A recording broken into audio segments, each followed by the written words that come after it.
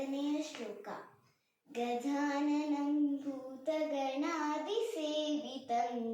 ಕಪಿತ್ತಾಜಂಬೋ ಫಲಸಾರಭಕ್ಷಿತಂ ಉಮಾಸುತಂ ಶೋಕವಿನಾಶಕಾರಣಂ ನಮಾಮಿ ವಿಘ್ನೇಶ್ವರ ಪಾದ ಪಂಕಜಂ. 23ನೇ ಶ್ಲೋಕ. ಶ್ರದ್ಧಾಮೇದಂ ಯಶಪ್ರಜ್ಞಂ ವಿದ್ಯಾಂ ಬುದ್ಧಿಂ ಶ್ರಿಯಂ ಬಲಂ ಆಯುಷ್ಯ ತೇಜ ಆರೋಗ್ಯಂ ದೇಹಿ ಮೇ ಪುರುಷೋತ್ತಮ. 24ನೇ ಶ್ಲೋಕ.